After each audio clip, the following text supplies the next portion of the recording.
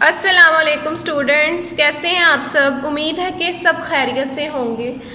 Class आज हम अपना यूनिट नंबर 4 स्टार्ट कर रहे हैं। ठीक है, यूनिट नंबर 4 स्टार्ट कर रहे हैं हम फाइनेंशियल अरिथमेटिक। ठीक है, फाइनेंशियल अरिथमेटिक में क्या होता है, सबसे पहले हम इसकी प्रोपोर्शन के बारे में कुछ डेफिनेशंस पढ़ेंगे, देन हम अपनी एक्सरसाइजेज स्टार्ट करेंगे। ठीक है, तो कंपाउंड, सबसे पहले यहाँ पे एक डेफिनेशन लिखी हुई है, कंपाउंड प्रोपोर्शन। ठीक है, कंपाउंड प्रोपोर्शन क्या होता है। अब यहाँ पे उसने कहा है कि आपने पहले भी पढ़ा हुआ है रेशियोज़ के बारे में, रेशियोज़ कैसी होती हैं, डायरेक्ट प्रोपोर्शन कैसे होता है। We have learned in previous grades that the equality of two ratios is called a proportion.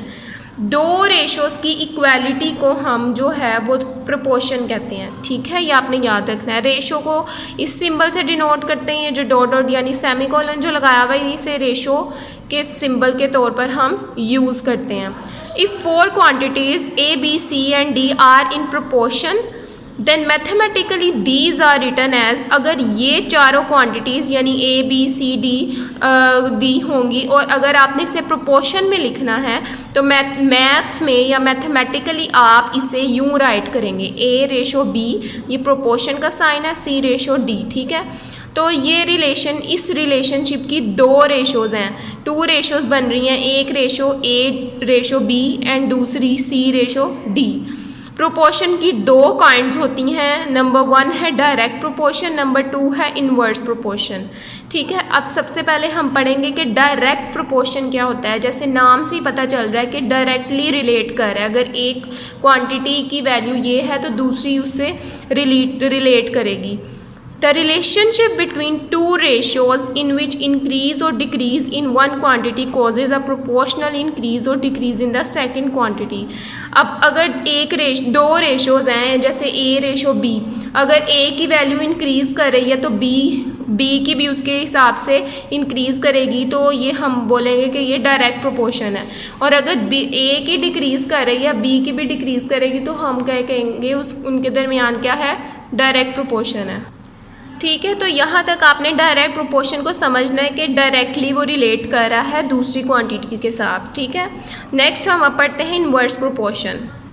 जी, इन्वर्स प्रोपोर्शन क्या है, the relationship between 2 ratios in which increase in one quantity causes a proportional decrease in the second quantity. अब इसमें change है, यानी कि अगर एक क्वांटिटी इंक्रीज़ हो रही है और दूसरी क्वांटिटी जो है उसकी वजह से डिक्रीज़ हो रही है, तो हम क्या कहेंगे कि ये कौन सा प्रोपोर्शन है, इन्वर्स प्रोपोर्शन है। ठीक है, यानी उसके डायरेक्ट प्रोपोर्शन के उल्ट है ये उसके।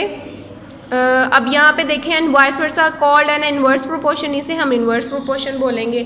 तो अब आपको डायरेक्ट और इन्वर्स प्रोपोर्शन दोनों का पता चल गया है, तो अब हम अपनी एक्सरसाइज स्टार्ट करते हैं। जी स्टूडेंट्स, तो अब हम अपनी एक्सरसाइज 4.1 पढ़ते हैं। इसका क्वेश्चन नंबर 1 देखें। 30 men repair a road in 56 days by working 6 hours daily. 30 आदमी हैं और वो 6 घंटे काम कर रहे हैं 56 डेज में रोड कंप्लीट करने के लिए। In which many days 45 man will repair the same road by working 7 hours daily. अब वो पूछ रहे कि 45 मैन जो है वो रिपेयर करेंगे रोड 7 hours, अगर डेली काम करें तो वो कितने दिनों में रोड कंप्लीट करेंगे। ठीक है, तो सबसे पहले यहाँ पे उन्होंने हमें 30 मैन का बताया हुआ है कि 30 मैन 56 डेज़ में काम करके जो है वो 6 hours डेली इतना काम कर रहे हैं। टाइम बताया हुआ है, इतना आवर्स हैं, और डेज़ बताए हुए हैं, और मैन की जो तादाद है वो भी बताई हुई है। उसके बाद अब वो पूछ रहा है कि अगर 45 मैन काम करें रोड के ऊपर रिपेयर करने के लिए, तो वो 7 घंटे अगर डेली काम करें तो वो कितने दिन में रोड जो है वो कंप्लीट कर सकते हैं। तो अगर आप देखेंगे कि यहाँ पे मैन जो थे वो 30 थे, उसके बाद मैन इंक्रीज़ हो गए हैं। देन यहाँ पे डेज़ जो थे 56 थे और नेक्स्ट डेज़ हमें नहीं बताया भाई। यहाँ पे आवर्स 6 हैं और देन इंक्रीज़ हो गए हैं 6 से 7। तो इनके दरमियान डायरेक्ट प्रोपोर्शन है, इसके अलावा 6 और 7 यानी आवर्स के दरमियान डायरेक्ट प्रोपोर्शन है, लेकिन डेज़ का उन्होंने हमें नहीं बताया, तो यहाँ पे हम इसे इसके इक्वल नहीं रखेंगे। सबसे पहले हम इसे रेशो की फॉर्म में लिखेंगे, लेट कर लेंगे, let the days is x.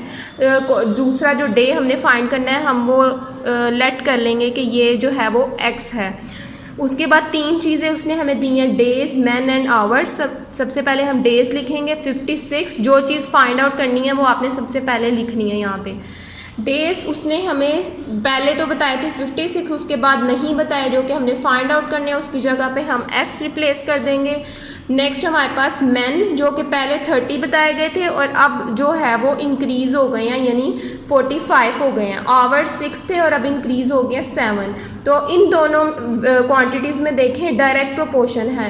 एक क्वांटिटी अगर इंक्रीज़ कर रही है तो दूसरी भी उसके लिहाज से इंक्रीज़ कर रही है, तो इनका डायरेक्ट प्रोपोर्शन का साइन जो है वो हम नीचे की तरफ एरो लगा देंगे, दोनों का सेम। जबकि डेज़ है इसका एरो हम ऊपर की तरफ लगाएंगे, ठीक है। अब देखें नेक्स्ट, अब क्या करेंगे हम, देयरफॉर जो चीज़ हमने फाइंड जहाँ पे एरो जा रहा है, यानी इधर एरो की टेल ये है और इसका हेड ऊपर की तरफ जा रहा है, तो हम नीचे से वैल्यू लिखना स्टार्ट करेंगे, ऊपर वाली वैल्यू नीचे लिखेंगे। तो यहाँ पे हम सबसे पहले क्या लिखेंगे, x divided by 56 equal to, ये दोनों वैल्यूज़ गिवन है तो इक्वल के दोनों साइड पे ये लिखेंगे। अब 30 से एरो नीचे की तरफ आ रहा है तो 30 पहले लिखेंगे, 45 नीचे, मल्टीप्लाई इसी तरह ये भी लिखेंगे 6 डिवाइडेड बाय 7। अब देखें 30 जो है वो 6 से मल्टीप्लाई और 180 आ जाएगा, 45 मल्टीप्लाई बाय 7 315 और ये एज इट इज़ आ गया। नेक्स्ट अब हम क्या करेंगे कि 30 को मल्टीप्लाई किया, ये तो आ गया। तो अब हमने क्या करना है कि x चाहिए हमें, इसके नीचे वाली वैल्यू हमें नहीं चाहिए, तो x के नीचे 56 डिवाइड हो रहा है, इक्वल के दूसरी साइड पे जाके मल्टीप्लाई हो जाएगा किसके साथ, 180 के साथ। तो अब x की वैल्यू यहाँ से 180 को मल्टीप्लाई करें 56 के साथ और डिवाइड कर दें 315 के साथ, तो हमारे पास जो वैल्यू निकलेगी वो 32 आएगी, यानी x इक्वल टू 32। तो यहाँ पे डेज निकल आए हैं जो x की वैल्यू थी। अब देखें सबसे पहले तो डेज ज़्यादा थे, बाद में डिक्रीज़ कर रहे हैं, तो डेज़ का इन दोनों के साथ कोई डायरेक्ट प्रोपोर्शन नहीं है। जो डायरेक्ट प्रोपोर्शन है वो सिर्फ इन दोनों का, इसलिए हमने इनके एरोज भी सेम लगाए हैं। तो यहाँ तक हमारा क्वेश्चन नंबर 1 हो गया है। नेक्स्ट अब हम क्वेश्चन नंबर 2 करेंगे। जी स्टूडेंट्स, तो क्वेश्चन नंबर 2 की अब हम स्टेटमेंट पढ़ते हैं। If 60 women spin 48 kg of cotton by working 8 hours daily. सबसे पहले यहाँ तक हम समझते हैं कि ये क्या लिखा हुआ है। उसने कहा है कि 60 वुमेन हैं जो कि कॉटन जो बुन रही हैं 48 kg और वो डेली 8 आवर्स काम करती हैं। How many cotton will 30 women spin. वो पूछ रहा है हमसे, क्वेश्चन कर रहा है कि 30 वुमेन जो है वो कितना कॉटन बनाएंगी for by working 12 hours daily. अब यहाँ पे अगर आप देखें तो सबसे पहले वुमेन जो थी वो 60 थी, देन डिक्रीज़ हो गई हैं 30, और यहाँ पे जो हमारे पास वर्किंग आवर्स थे इसके थे वो पहले 8 थे और देन इंक्रीज़ हो गए हैं 12।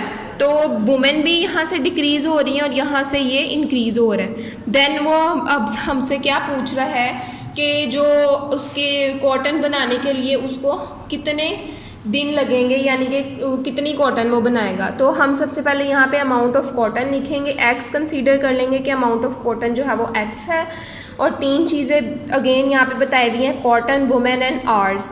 तो अब कॉटन सबसे पहले 48 kg उसने बनाई थी। नेक्स्ट जो हमने फाइंड आउट करनी है, वुमेन पहले 60 थी, अब 30 हो चुकी हैं, आवर्स पहले 8 थे और अब जो है वो 12 हो गए हैं। तो यहाँ पे देखें इन तीनों में पहले जो थी वो इंक्रीज़ हो रही है, देन डिक्रीज़ हो रहा है। यहाँ पे ये डिक्रीज़ थी पहले और बाद में इंक्रीज़ हो रही है, तो दोनों में फ़र्क है।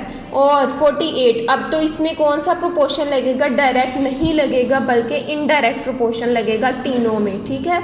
देयरफॉर अब नीचे से ऊपर जा रहे तो x डिवाइड बाई 48, इसी तरह 30 divided by 60 multiply 12 divided by 8, x divided by 48, इन दोनों को मल्टीप्लाई कर देंगे, 30 मल्टीप्लाई बाई 12 360 आ जाएगा, एंड देन हम 60 मल्टीप्लाई बाई 8 करेंगे तो हमारे पास 480 आ गया।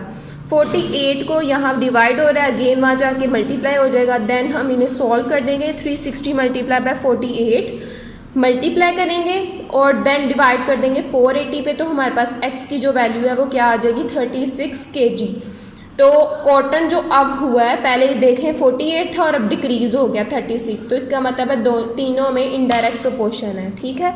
अब क्वेश्चन नंबर 3 देखते हैं। सबसे पहले इसकी स्टेटमेंट पढ़ते हैं। If the price of a carpet 8 metre long, एक कारपेट है 8 मीटर लॉन्ग है वो, यानी उसकी लेंथ जो है वो 8 मीटर है एंड 3 मीटर वाइड, और उसकी विड्थ जो है वो 3 मीटर है। उसका रुपीज़ कितने रुपीज़ का है वो 6 to 8 रुपीज़ का है। अब वो हमसे पूछा है what will be the price of 12 metre long and 6 metre wide carpet.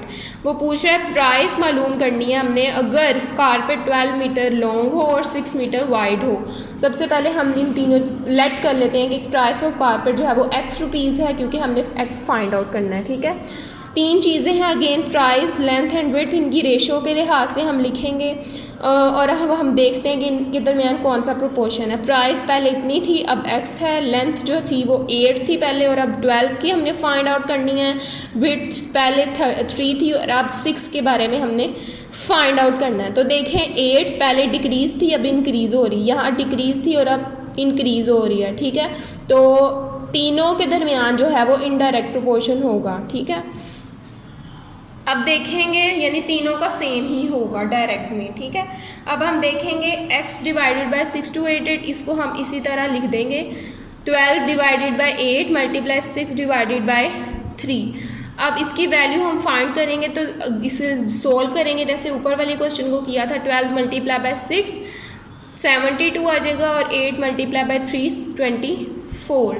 Again ये वैल्यू यहाँ पे डिवाइड हो रही है, इक्वल के वहाँ जाके मल्टीप्लाई हो जाएगी। 72 मल्टीप्लाई बाय 6 288 और मल्टीप्लाई करने के बाद आपने इसे डिवाइड कर देना है 24 के साथ, तो x की वैल्यू हमारे पास ये आ जाएगी। तो हमारे पास कितने रुपीज़ हैं 18864 रुपीज़ हैं।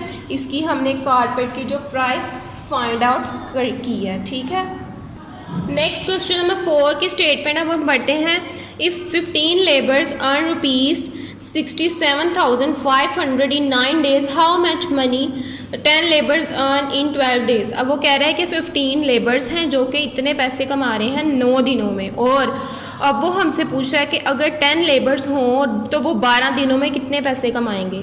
तो यहाँ पे देखें, सबसे पहले तो हमने ये समझना है कि डायरेक्ट है या इनडायरेक्ट। सबसे पहले हम देखें लेट कर लेंगे इसे कि प्राइस जो है वो x रुपीज़ है, अर्निंग इतनी थी और अब x फाइंड आउट करनी है। लेबर जो थे 15 थे और अब हमने 10 लेबर्स का फाइंड आउट करना है। इसी तरह डेज़ पहले 9 थे और अब इंक्रीज़ हो गए हैं 12 से।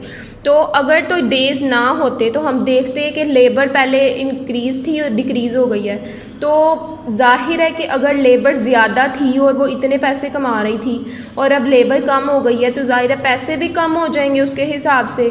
तो लेबर कम हुई, पैसे भी कम हुए, इसका मतलब है इन दोनों के दरमियान डायरेक्ट प्रोपोर्शन है। इसी तरह आप यहाँ पे देखें डेज़ के हिसाब से अगर हम इन्हें देखें, डेज़ पहले 9 थे और अब डेज़ जो है वो इंक्रीज़ हो गए 12। तो जाहिर है अगर डेज़ इंक्रीज़ हो जाएंगे तो और लेबर जो है वो डिक्रीज़ हो गई है और डेज़ इंक्रीज़ हो गए हैं, तो अर्निंग भी डिक्रीज़ होगी, ठीक है। यानी कि इन तीनों का दरमियान जो है वो डायरेक्ट प्रोपोर्शन है। देयरफॉर x की वैल्यू अब हम इसको इस तरह लिखेंगे, x डिवाइड बाई 67500, इसी तरह 10 divide by 15 multiply 12 divided by 9, इसी तरह हम इन्हें मल्टीप्लाई कर देंगे 120 डिवाइडेड बाई 135। अब यहाँ पे देखें ये जो थी वैल्यू एज इट इज़ आ जाएगी, ये उधर जाके मल्टीप्लाई हो गया जैसे हमने प्रीवियस क्वेश्चंस में लिखा था। यहाँ पे इनको मल्टीप्लाई करके डिवाइड कर देंगे तो हमारे पास जो थी वो x की वैल्यू आ जाएगी 60,000 रुपीज़। तो यहाँ से हमें क्या पता चला है, 10 labours earn 60,000 rupees in 12 days.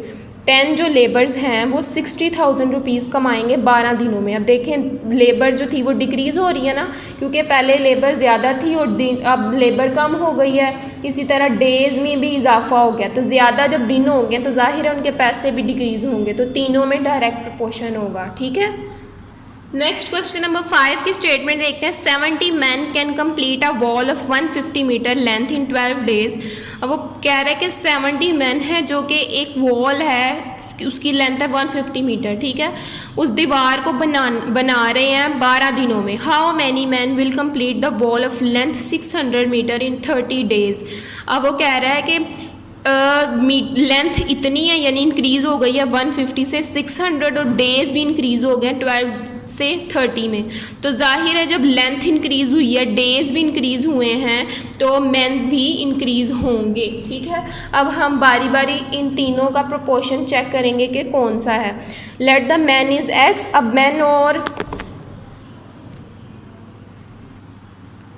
और लेंथ ऑफ वॉल का अब हम देखते हैं इन दोनों का। ठीक है, फिर हम वॉल और डेज का बारी बारी देखेंगे। 70 मैन थे और अब हमने फाइंड करने हैं एक्स। लेंथ ऑफ वॉल 150 थी और अब इंक्रीज़ हो गई है 600 से। और अब हम इन दोनों का देखते हैं ज़रा कि क्या है। वॉल की लेंथ 150 थी, अब इंक्रीज़ हो गई है 600। इसी तरह डेज 12 थे, अब इंक्रीज़ हो गया 30 के लिहाज से। तो अगर हम इन तीनों का देखें कि क्या है, तो आप देखेंगे कि वॉल की लेंथ पहले कम थी, अब इंक्रीज़ हो गई है। तो जाहिर है कि वॉल को बनाने के लिए, ज़्यादा बड़ी वॉल को बनाने के लिए ज़्यादा आदमियों की ज़रूरत होगी और इसके हिसाब से हमारे पास इन दोनों में क्या होगा, डायरेक्ट प्रोपोर्शन होगा। अगर लेंथ ऑफ वॉल इंक्रीज़ हो रही है नीचे, तो जाहिर है मैन भी इंक्रीज़ हो रहे हैं। ठीक है, इसी तरह हम इन दोनों में देखें डायरेक्ट प्रोपोर्शन है। और डेज़ का इनडायरेक्ट प्रोपोर्शन क्यों है इसके साथ कि यहाँ पे अगर आप देखेंगे कि मैन जो थे वो इसके हिसाब से जो है वो इंक्रीज़ हो रहे हैं, यानी इन दोनों के दरमियान जो है वो डायरेक्ट प्रोपोर्शन है। और डेज़ की तादाद पहले 12 थी और अब 30 हो गई, यानी इंक्रीज़ हो गई है डेज़ की तादाद भी। तो ज़्यादा दिन हो गए हैं और ज़्यादा अगर दिन हो जाएंगे तो उनमें अगर हम काम डिवाइड करेंगे, तो काम अगर डिवाइड करेंगे तो मैन की तादाद अगर कम भी होगी तो काम तो ज़्यादा उतना ही रहेगा। तो डेज़ और मैन का कोई ख़ास फ़र्क नहीं पड़ेगा इस पर। तो इसके और इसके दरमियान कौन सा प्रोपोर्शन होगा, अब डायरेक्ट प्रोपोर्शन, इनडायरेक्ट प्रोपोर्शन। तो इसको अब हम इस तरह से राइट करेंगे, x divided by 70 equal to 600 divide by 150 multiply by 12 divide by 30। जो इनके प्रोपोर्शन हैं उसके हिसाब से हमने ये लिख दिया।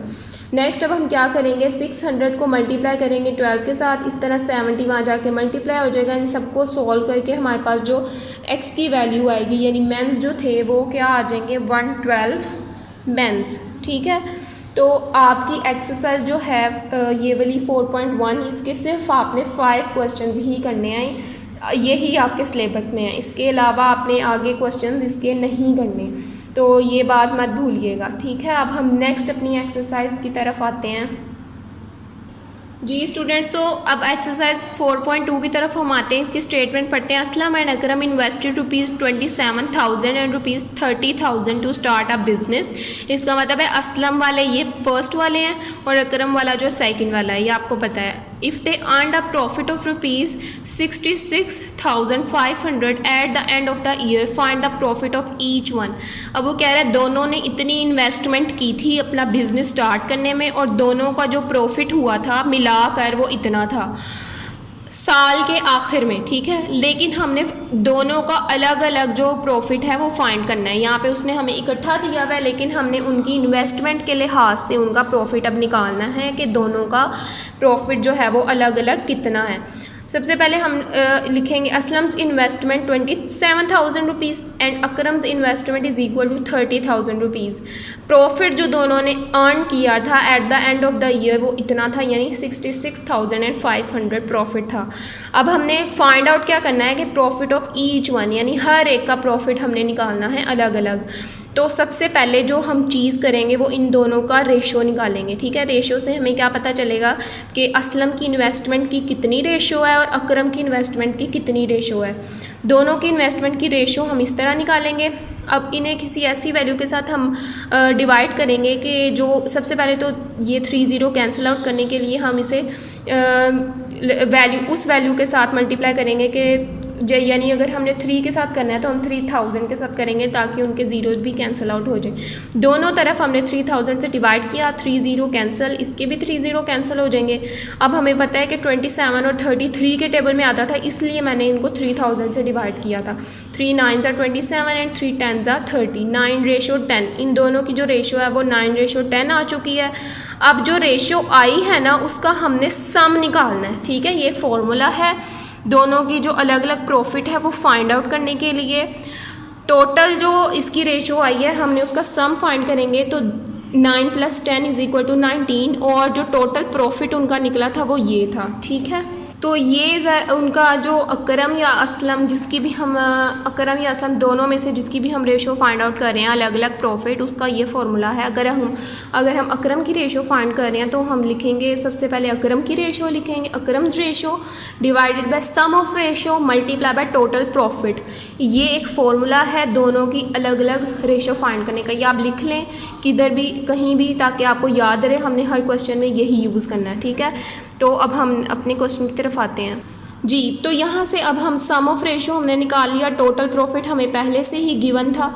अब हमने क्या करना है, असलम्स प्रॉफिट कैसे हम फाइंड करेंगे। सबसे पहले असलम्स के प्रॉफिट, फर्स्ट वाला जो प्रॉफिट था वो असलम का था, divided by total sum of ratio इधर लिखा था तो सम ऑफ रेशो 19 थी, मल्टीप्लाई बाय टोटल प्रॉफिट ये था। अब इनको मल्टीप्लाई करके इससे डिवाइड कर देंगे तो ये आ जाएगा 31,500 रुपीज़। किसका प्रॉफिट आया, ये अब असलम का। इसी तरह हमने अकरम का भी प्रॉफिट निकालना है। अकरम की जो रेशो थी प्रॉफिट की वो 10 थी, 10 divided by total sum of ratio था वो 19 था और मल्टीप्लाई बाय टोटल प्रॉफिट, इसको सोल्व करेंगे तो हमारे पास आएगा 35,000 रुपीज़। तो हमने दोनों की ईच रेशो यानी अलग अलग जो प्रॉफिट है वो निकाल लिया। ठीक है जी स्टूडेंट्स, तो अब हम क्वेश्चन नंबर 2 की स्टेटमेंट पढ़ते हैं। Amna and Mariam started a business with investment of ₹30,000 and 40,000 respectively in 1 year. Amna और मरियम ने एक बिज़नेस स्टार्ट किया है जिसमें उनकी इन्वेस्टमेंट है, आमना की फ़र्स्ट वाली यानी इन्वेस्टमेंट जो थी वो 30,000 आमना की है और मरियम की 40,000 है एक साल की। ठीक है, at the end of the year, साल के आखिर में they earned a profit of ₹8400। इतना प्रॉफिट दोनों ने कमाया है। Find the share of each one, हर एक का प्रॉफिट आपने निकालना है। ये भी same as it is question number 1 की तरह ही है। सबसे पहले हम लिखेंगे आमनाज इन्वेस्टमेंट और मरियम्स इन्वेस्टमेंट। आमना की 30,000 थी एंड मरियम की 40,000 थी। Both earned a profit 8400 rupees each one. Share हमने फाइंड करना है। सबसे पहले हमें पता है कि हम रेशो निकालते हैं, ratio among the both investment.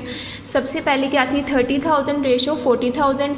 अब देखें इसको हम ऐसी वैल्यू के साथ डिवाइड करेंगे कि ये कैंसिल आउट हो जाएगा, तो मैंने इसे 0 को दोनों के साथ कैंसिल कर दिया। तो सिंपल हमारे पास क्या आ जाएगा 3 और 4 यानी 3:4 आ जाएगा हमारे पास। अब इनका सम ऑफ रेशो निकालेंगे हम। कैसे, सम ऑफ रेशो 3 + 4 7 आ गया।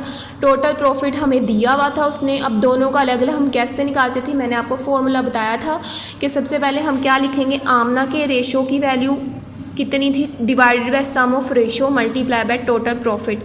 तो आमना के रेशो की वैल्यू 3 थी और टोटल जो सम ऑफ रेशो था वो नीचे लिखते हैं 7 मल्टीप्लाई बाय टोटल प्रॉफिट इधर लिखते हैं। 3 को मल्टीप्लाई किया 8400 से और देन डिवाइड कर देंगे हम 7 के साथ, तो हमारे पास 3600 रुपीज़ जो है वो आमना का शेयर आ जाएगा प्रॉफिट का। देन मरियम का हमने फाइंड करना है। इसी तरह सेकंड जो रेशो की वैल्यू थी वो मरियम की थी। मरियम को हम रेशो की वैल्यू डिवाइड कर देंगे सम ऑफ रेशो से मल्टीप्लाई बाय टोटल प्रॉफिट और इसको सॉल्व करके हमारे पास जो आंसर आएगा यानी कि मरियम के शेयर का प्रॉफिट वो हमारे पास 4800 रुपीज़। ठीक है जी, तो क्वेश्चन नंबर 3 की तरफ आते हैं। 2 पार्टनर्स कॉन्ट्रीब्यूटेड ₹4,000 एंड 3,000। 2 पार्टनर्स हैं और उनकी कॉन्ट्रीब्यूशन एक की 4,000 है, दूसरे की 3,000 है। फर्स्ट कॉन्ट्रीब्यूटेड फॉर 9 मंथ, जो फर्स्ट कॉन्ट्रीब्यूटेड है यानी फर्स्ट पार्टनर की कॉन्ट्रीब्यूशन 9 महीने के लिए 9 मंथ्स के लिए है। And the second contributed the amount for 7 months, और जो सेकेंड कॉन्ट्रीब्यूशन पार्टनर है उसका वो कॉन्ट्रीब्यूट कर रहा है फॉर 7 मंथ यानी 7 महीनों के लिए।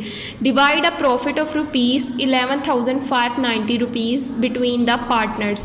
अब वो कह रहे हैं कि इन दोनों के दरमियान इतने रुपीज़ हमने डिवाइड करना है, यानी टोटल प्रॉफिट अब हमारे पास इतना है और हमने इन्हें दोनों में डिवाइड करना है। तो सबसे पहले हम लिखेंगे first partners contribution 4,000, second partners contribution 3,000 है और दोनों की जो टाइम लिमिट है वो है, फर्स्ट पार्टनर की टाइम लिमिट है 9 मंथ्स के लिए, यानी वो इतने वक्त के लिए अपना जो कॉन्ट्रीब्यूशन है वो कर रहा है, और time limit for second contributor जो है वो 7 मंथ्स के लिए है। अब हमने हर यानी 9th और 7 के लिहाज से हमने दोनों की एक मंथ की हमने कॉन्ट्रीब्यूशन निकालनी है ताकि हम अपना क्वेश्चन सोल्व कर सकें। First contributors investment for 1 month, एक मंथ की कितनी होगी, हम क्या करेंगे कि 4000 को 9 से मल्टीप्लाई कर देंगे तो हर एक मंथ की उसकी कंट्रीब्यूशन आ जाएगी, क्योंकि उसने इतना पैसा लगाया था ना, तो उसकी 9 मंथ्स की टोटल जो थी वो उसको मल्टीप्लाई करने से आ जाएगी, यानी 36,000। इसी तरह सेकंड कंट्रीब्यूटर की इन्वेस्टमेंट 1 मंथ की 3000 जितनी उसकी थी उसको 7 से हम मल्टीप्लाई करके एक मंथ की यानी टोटल हम निकाल लेंगे, ठीक है। नेक्स्ट अब उसने क्या कहा है, रेशो अमंग बोथ इन्वेस्टमेंट, दोनों इन्वेस्टमेंट की रेशो इतनी फर्स्ट मंथ की यानी इतनी थी और दूसरे जो थी कंट्रीब्यूटर की वो इतनी थी, दोनों की हम अब रेशो निकालेंगे। तो रेशो कैसे आएगी हमारे पास, दोनों को मैंने 3000 से मल्टीप्लाई कर दिया, क्यों किया है, क्योंकि 3 के टेबल में 36 और 21 दोनों आते हैं, और 1000 यानी 00 3 0 क्यों लगाए थे, क्योंकि इनके साथ भी थे, तो इसलिए हमने ऐसी वैल्यू के साथ डिवाइड करना है ताकि ये कैंसिल आउट हो जाए। 12 दोनों को सेम होनी चाहिए वैल्यूज़, 12 रेशो 7 आ जाएगा, 3 1 3 3 2 6 एंड 3 7 21, तो 12 रेशो 7 जो थी दोनों की रेशो आ गई इन्वेस्टमेंट की। अब दोनों का हम सम निकालते हैं, सम ऑफ जो आएगा रेशो वो क्या होगा, 12 + 7 यानी 19, टोटल प्रॉफिट हमें उसने बताया है वह लास्ट पे, वो क्या है, दोनों का 11590 रुपीज़। फर्स्ट कंट्रीब्यूटर्स प्रॉफिट हम निकालेंगे, फर्स्ट का 12 था रेशो, डिवाइड करेंगे सम ऑफ रेशोज यानी 19 के साथ और मल्टीप्लाई कर देंगे टोटल प्रॉफिट के साथ, तो ये वाली वैल्यू यानी 7320 रुपीज़ हमारे पास क्या आ गई, फर्स्ट कंट्रीब्यूटर की वैल्यू। सेकंड कंट्रीब्यूटर्स प्रॉफिट हम कैसे निकालेंगे, 7 को डिवाइड करेंगे 19 के साथ, क्योंकि जो सेकंड की थी वो रेशो 7 थी और टोटल सम ऑफ रेशो 19 था, मल्टीप्लाई कर देंगे टोटल प्रॉफिट के साथ, तो हमारे पास 4270 रुपीज़ जो है वो सेकंड कंट्रीब्यूटर का इन्वेस्टमेंट जो थी वो आ गई है, ठीक है। तो यहाँ तक हमारा क्वेश्चन नंबर 3 कंप्लीट हो गया। नेक्स्ट क्वेश्चन नंबर 4 की स्टेटमेंट देखते हैं। Saud and Saeed started a business with capital of ₹12,000, ₹18,000 and ₹24,000 respectively at the end of the year they suffered with a loss of ₹13,500। Find the share of each in the loss. 3 दोस्त हैं यानी Saud and Saeed, उन्होंने invest किया है, first investment यानी साद की investment 12,000 बताई है, सऊद की 18,000 है एंड सईद की जो 24,000 है। उसने कहा है कि साल के आखिर में दोनों को लॉस हुआ है यानी नुकसान हुआ है 13,500 रुपीज़ का। हर एक का लॉस हमने फाइंड करना है। सबसे पहले हम तीनों की रेशो निकालेंगे, कैसे, तीनों को लिख के रेशो का साइन लगा देंगे। इसको मैंने 6000 से डिवाइड किया गया क्योंकि तीनों 12, 18 और 24 जो है वो 6 के टेबल में आ रहे हैं। 6 2 ज़ा 12, 6 3 ज़ा 18 एंड 6 4 ज़ा 24। तो इनकी रेशो को हम कैसे लिख देंगे, 2:3:4 एंड सम ऑफ रेशो हम 2 इन तीनों को प्लस करके यानी ऐड करके निकालते हैं, तो वो इनको ऐड करेंगे तो हमारे पास 9 आ जाएगा। लॉस ऑफ साद, तीनों का अब हमने लॉस निकालना है बारी बारी। साद की फर्स्ट रेशो थी यानी 2, जो सेकंड सऊद की है, थर्ड